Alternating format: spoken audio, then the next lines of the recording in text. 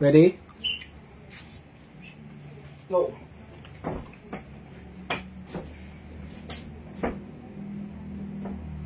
Go.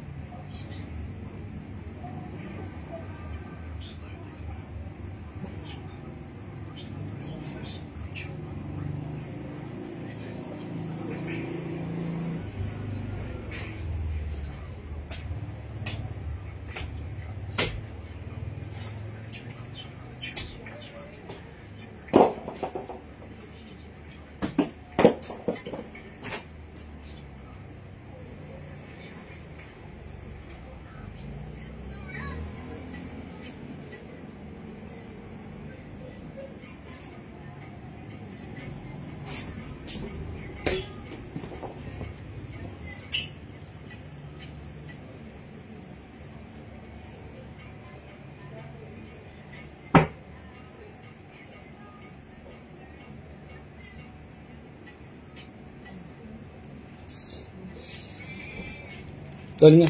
Pakan natin. Kill.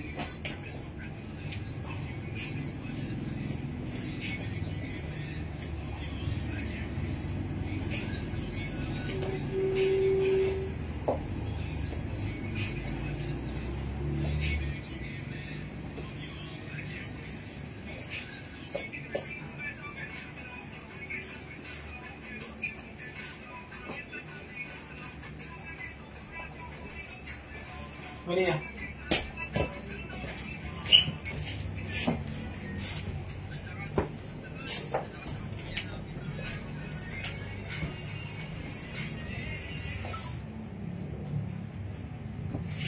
Baka natin isang next week. Go. Pasok ko dapat yung ano. Ready. Go. Go. Go.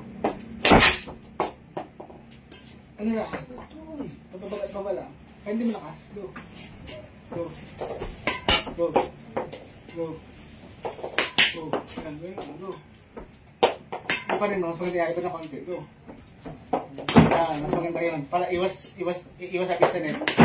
Pag hindi ka tumalon, may pagkakataon pa na sumabit pa sa net yun. Malilit yun. Mga gano. Malilit ka ng konting segundo nun. Go. Go. Go. Go. Alone, touch the net. Go. Go. Go. Go. Last 5. Go. Last 4. Last 3. Last 2. Last 2. Last 1. Touch? Hindi. Touch. Touch daw. Malinit eh. Importante yun. Sayang yun. Score na natin. Atin na yun yung mawawala pa. Dahil na-touch mo yung net.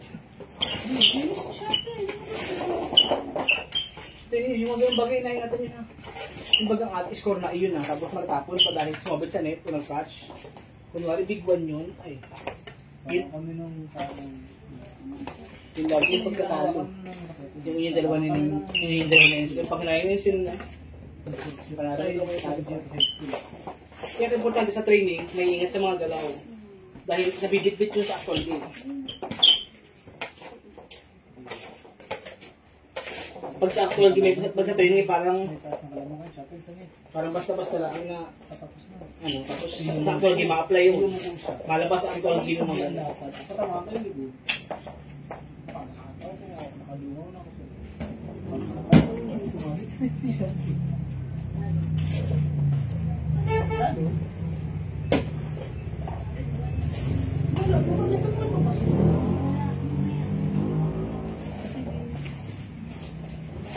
Ano mamaya? Hapon.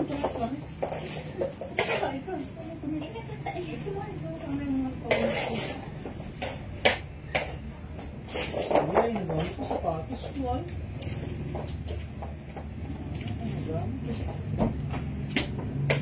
Ay, tupi. Ay, mag-antindi naman ah. Ano ganyan? Antindi naman lang mo. At ako mabili, akala 2,000. Pero, sila yung tao rin. Gandaming ko. Ay, ito na naman yung pizza na ato.